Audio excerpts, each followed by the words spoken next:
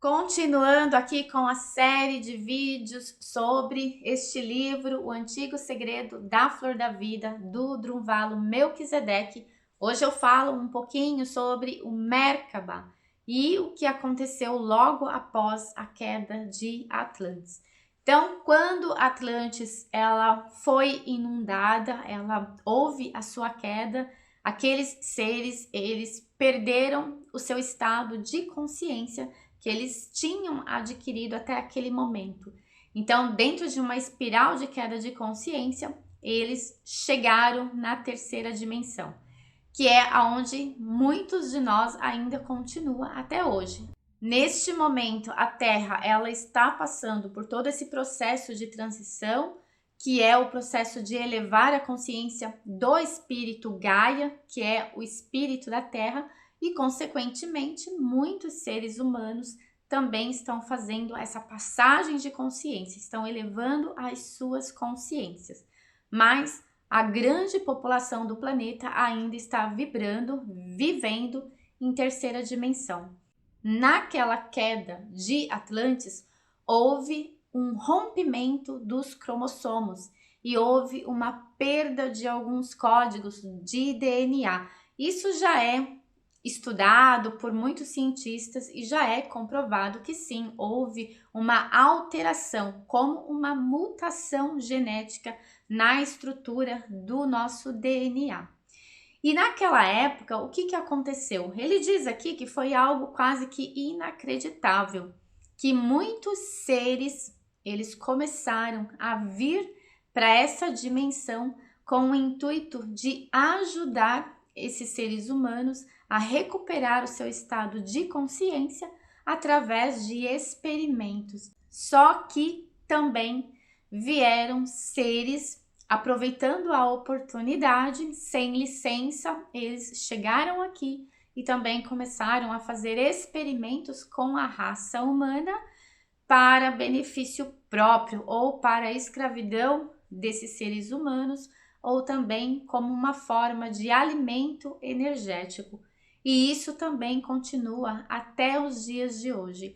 Então, podemos dizer que nós temos seres de luz nos ajudando, assim também como temos seres das sombras nos explorando, podemos dizer assim, ou nos escravizando energeticamente. Então, olha só, neste mundo que nós não vemos com os nossos olhos físicos, muitas coisas estão acontecendo neste planeta desde a queda de Atlantis. Durante esse tempo de alerta vermelho de 13 mil anos, houve algumas civilizações que conseguiram elevar a sua consciência para o nível que os Atlantes tinham.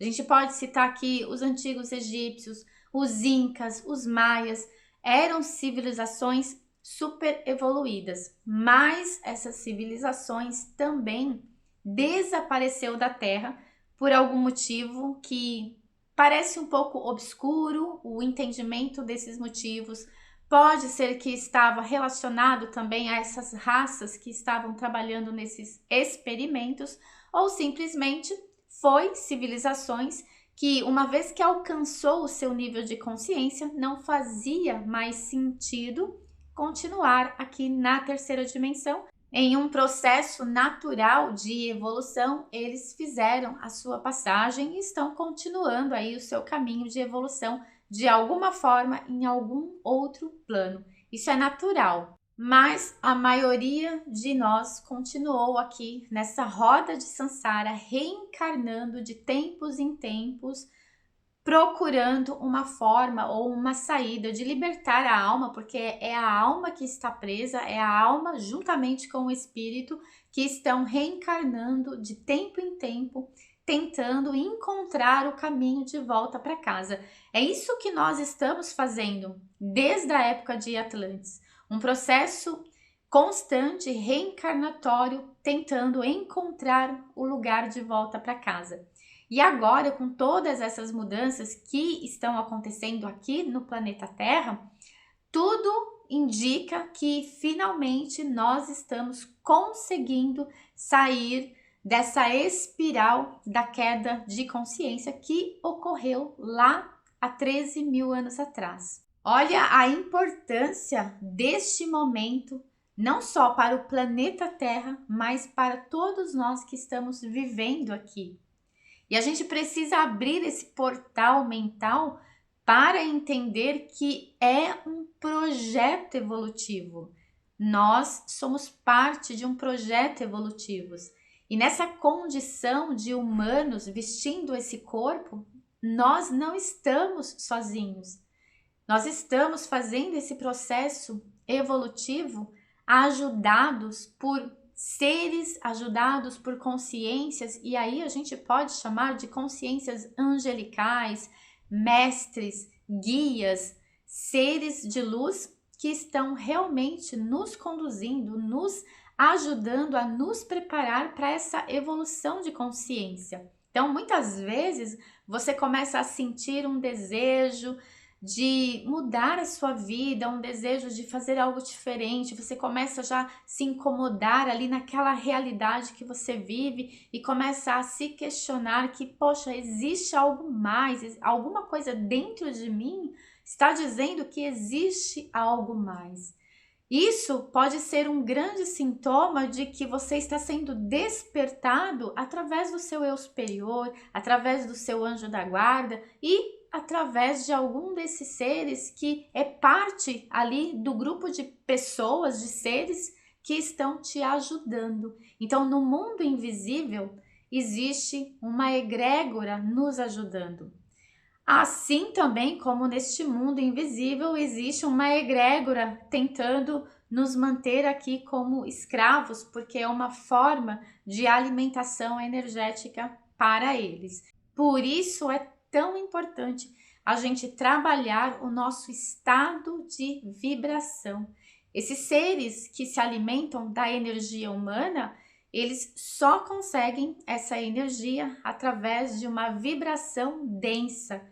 Ou seja, aquela pessoa que tem muita raiva, aquela pessoa que não se gosta, aquela pessoa que só deseja e faz o mal para o outro, ela está vibrando em uma energia densa. E essa energia densa, para esses seres, é um alimento de muita qualidade para eles. Então, olha como é importante a gente abrir a nossa mente para entender que o mundo energético, ele é o nosso alimento, mas ele também é alimento para outras raças. E aqui, neste livro também, nessa parte do livro, ele fala do Merkaba. O Merkaba, traduzido do hebraico, significa carruagem. Ele é considerado o nosso veículo de luz. É através dele que nós conseguimos nos movimentar através de outras realidades dimensionais. E quando ocorreu a queda de Atlantis, este Merkaba ele parou de girar. Então, o Merkaba é formado por duas geometrias sagradas, dois tetraedros. Um tetraedro apontado com a sua vértice apontado para cima é o masculino e aquele que tem a sua vértice principal apontado para baixo é o feminino. Ele se comporta de formas diferentes no masculino, no homem, e no feminino, na mulher. Então, a forma como ele está posicionado no homem e na mulher é diferente. Aqui eu vou ler um pouquinho sobre o que ele fala a respeito do Merkaba. Os campos de energia geométricos ao redor do nosso corpo podem ser ligados de uma determinada maneira, que também está ligada à nossa respiração. Esses campos costumavam girar em uma velocidade próxima à da luz ao redor do nosso corpo, mas a sua velocidade diminuiu e pararam de girar depois da queda. Quando esse campo torna a ligar-se e a girar, ele é chamado Merkaba. E a sua utilidade nessa realidade não tem paralelo. Ele nos proporciona uma consciência expandida de quem somos conecta-nos com níveis superiores de consciência e restaura a memória das possibilidades infinitas do nosso ser. Um Merkaba rotatório sadio mede de 15 a 20 metros de diâmetro, dependendo da sua estrutura. Então, esse campo de luz em volta do nosso corpo, uma vez que ele se ativa, ele começa energeticamente a criar um campo de luz que pode chegar até 20 metros. E o formato, né, que ele toma, uma vez que ele forma esse campo de luz, é um formato de um disco voador, ou do nosso centro da galáxia. Quando a gente vê ela de longe, a gente vê que ela é como um disco voador. O seu formato geométrico seria como um disco voador. E essa palavra Merkaba é constituída de 3 palavras. Então, Mer significa um determinado tipo de luz ou campo de luz. Ka significa o espírito individualizado e Ba significa a interpretação que esse espírito dá para a realidade. É como o espírito já percebendo a realidade do plano físico. Então, o Merkaba, ele afeta simultaneamente o espírito e o corpo. É por isso que uma vez ele ativada, a pessoa ela tem a capacidade de existir ou de viajar ou de se mover por diferentes planos de realidade. E eu vou dar um exemplo aqui de um ser que muito provavelmente tinha esse campo de luz Merkaba ativado, esse veículo ativado, e ele usava esse veículo para fazer a bilocação, que era o Padre Pio. No meu entendimento, o Padre Pio, ele foi comprovado, inclusive, que ele conseguia estar em lugares diferentes de forma simultânea. Então, na minha visão, olhando para a realidade da tecnologia Merkaba, é muito possível que o Padre Pio conseguia fazer isso através deste Merkaba ativado. E claro, hoje em dia existem pessoas que elas conseguem fazer essa movimentação, ir para outros planos, pessoas aqui mesmo, humanos, através dessa estrutura de Merkaba. Então, olha que interessante, é uma tecnologia dada a nós humanos e que era usado naquela época, que foi perdido todo esse conhecimento, mas que continua em nós e podemos conhecer mais e podemos inclusive entender que nós, no nível macro da elevação da nossa consciência, nós conseguimos fazer coisas aparentemente milagrosas. Então, olha que interessante, essa tecnologia que a gente não vê com os olhos físicos, mas que hoje em dia já é possível medir o campo de luz do nosso corpo. Já existe tecnologia, computadores desenvolvidos que já medem o nosso campo de energia, que já consegue identificar as geometrias sagradas que existem no nosso corpo. E isso não está de forma oculta. Se a gente for estudar um pouco de geometria sagrada, a gente já vai entrar nesse campo de que elas existem dentro de cada um de nós. A nossa glândula pineal, ela guarda toda a estrutura das geometrias sagradas. Por isso que muita gente, eu me coloco nesse grupo de pessoas que dentro de um processo de meditação profundo, começa a ver geometrias. A gente para de ver a realidade, né? Para de ver uma mesa, por exemplo, e começa a ver apenas geometrias. Isso já aconteceu comigo em alguns estados profundos de alteração de consciência. Aqui, principalmente dentro da pirâmide, em alguns processos iniciáticos que eu tive a oportunidade de fazer, estou morando no Egito nesse momento, eu passei por alguns momentos assim em que eu pude contemplar essa realidade deste mundo, que ele sim, ele é composto apenas de energia, e quando ele vai vindo para o plano de manifestação, ele é apenas geometria, apenas formas geométricas. E gente, essa experiência, ela abre a nossa visão para o entendimento de que realmente nós estamos aqui experienciando apenas 1%, de acordo com o que a Kabbalah diz, apenas 1%. Nesse mundo terceira dimensão, a gente só percebe 1% da realidade. Por isso, nós falamos sobre expansão de consciência, elevação de consciência, para que você possa ter acesso a essa tecnologia de que somos, porque somos uma tecnologia, e para que você possa compreender o que essa tecnologia ela significa na nossa realidade e que é a partir dessa tecnologia ativada, funcionando, saudável na nossa vida, que a gente consegue fazer esses processos de expansão e, claro, de volta para casa ou de acesso a outros planos. Uma vez que a gente sai do processo reencarnatório, a gente para de reencarnar e a gente só vai parar de reencarnar quando a gente passar para uma outra dimensão de consciência. Muito provavelmente o corpo físico ele não será mais necessário, porque o corpo físico ele é só necessário em dimensões aonde o nível de consciência ainda está existindo a partir da matéria. Então aqui esse nível de consciência precisa de um corpo físico. Até uma quinta dimensão de consciência, aqui a gente ainda pode existir em um corpo físico, mas uma vez que essa evolução vai acontecendo e a gente passa de humanos para anjo ou de humanos para outra forma de vida, de existência, de repente esse corpo não é necessário. Mas o campo de luz, ele sempre vai existir, porque nós somos luz. A natureza do espírito é apenas a luz ou a energia infinita criadora.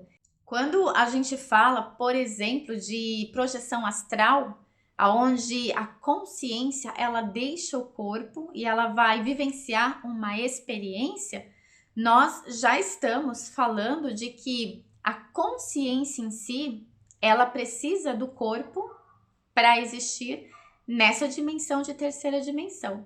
Mas uma vez que ela vai experimentar outros níveis de consciência, ela não necessita do corpo. Então ela vai para outros planos, não usando a sua manifestação física, porque não é necessário a manifestação física, ou seja, não é necessário o corpo para ir para certos níveis dimensionais. E todos nós temos a habilidade de desenvolver uma projeção astral. É treinamento e é também essa conexão mais elevada da nossa consciência. Mas todos nós temos essa habilidade. A questão é que, para muitos, ela não está desenvolvida. E isso também é resultado de toda essa perda de consciência que aconteceu 13 mil anos atrás. O que ele diz aqui a respeito desse processo de ativação do Merkaba, que seria o nosso regresso para o nosso estado original. Então, uma vez que nós temos a habilidade de viver com este Merkaba, esse veículo de luz ativado, nós estamos regressando ao nosso estado natural de consciência. Ele diz aqui: regressar ao nosso estado original é um processo natural que pode ser fácil ou difícil de acordo com o nosso padrão de crenças. Contudo, simplesmente envolver-se com as relações técnicas do Merkaba, tais como corrigir o nosso padrão de respiração ou nos dar conta mentalmente das conexões infinitas com todos os padrões de vida, por exemplo, não é o bastante. No mínimo, um outro fator é ainda mais importante que o próprio Merkaba. E esse é a compreensão, a percepção e a vivência do amor divino. Já que esse amor divino, algumas vezes mencionado como amor incondicional, é o fator principal que permite ao Merkaba tornar-se um campo vivo de luz. Sem o amor incondicional, o Merkaba não passa de uma máquina. E essa máquina tem limitações que nunca permitirão ao espírito que o criou regressar para casa e alcançar os níveis mais elevados de consciência, o lugar aonde não existem níveis. Olha só que interessante. Então, a nossa natureza do ser, o espírito, ele veio da fonte criadora, Deus. E esse Deus, ele é puro amor incondicional. Então, é uma frequência. Traduz amor incondicional como uma frequência muito elevada. E nós temos que vibrar nesta frequência se nós queremos ativar este corpo de luz. E para ativar esse corpo de luz, nós também temos que trabalhar com os nossos padrões de crença limitantes que nos impedem de entender, compreender e vivenciar o amor incondicional. Então, o processo de ativação do Merkaba é um processo de alteração dos nossos padrões mentais, que é onde eu tiro toda a limitação da minha mente, eu abro espaço para o espírito se manifestar, e uma vez que o espírito é a luz, toda essa geometria sagrada que existe em mim, ela é ativada a partir deste processo. Então é como ele diz aqui, não é um processo fácil por conta dos padrões de crença. Seria muito fácil se não teríamos tantas crenças limitantes. Este processo requer uma limpeza profunda. É por isso que uma pessoa que entra num processo de desenvolvimento espiritual, quanto mais ela vai se desenvolvendo, mais ela vai tendo acessos a diferentes percepções da realidade. E aí ela já ativa o seu terceiro olho, e aí ela já começa a receber comunicações, ela já começa a ver, ela já começa a ter sonhos diferentes, ela começa a perceber uma realidade que estava atrás da cortina, que é as nossas crenças limitantes. Por isso, a importância do desenvolvimento espiritual para aquele que está buscando expandir a sua consciência. É impossível expandir a consciência sem fazer um trabalho profundo de conexão com a essência do espírito. Chame de eu superior, de centelha divina, de Espírito Santo. O nome são vários, mas a sua origem é a mesma, é a fonte de luz, é a fonte deste amor divino, desse amor incondicional, que é uma frequência de alta vibração. E nós estamos nesse caminho, né? E o trabalho que eu trago aqui é exatamente para esse despertar da necessidade de um trabalho mais profundo. Eu sei que tem pessoas que entendem expansão de consciência como algo muito raso, mas não. Expansão de consciência é um mergulho profundo na busca pela origem, na busca pelo voltar para casa, na busca pela conexão com o espírito. E para finalizar esse vídeo, eu vou ler esse último trecho sobre a questão dessa importância do amor incondicional. Devemos sentir e expressar o amor incondicional para ultrapassarmos uma determinada dimensão. E o mundo está se encaminhando depressa na direção daquele lugar superior. Estamos nos distanciando do lugar de separação, onde nos vemos dentro de um corpo olhando para fora. Essa visão será ultrapassada em pouco tempo, para ser substituída por uma visão diferente da realidade, com o qual teremos a sensação e o conhecimento da unidade absoluta com todas as formas de vida. E essa sensação irá se intensificando cada vez mais à medida que ascendermos através de cada nível da nossa jornada para casa. Então aqui, se você deseja experimentar a realidade de uma perspectiva muito além do 1%, você precisa fazer esse trabalho profundo de se conectar com a sua luz. E a partir daí, todas essas coisas que parecem muito misteriosas se tornarão naturais na sua realidade, porque elas são partes do seu estado original de ser. Nós esquecemos o nosso estado original de ser. Nós perdemos realmente a consciência. Mas nós agora, todos nós que estamos buscando essa expansão de consciência, nós estamos buscando porque nós já começamos a nos lembrar que existe algo mais. Nós já começamos a nos conectar com essa informação de que existe algo mais. E nós estamos buscando por este algo mais. Eu fico por aqui neste vídeo e eu te espero no próximo vídeo. Um grande beijo!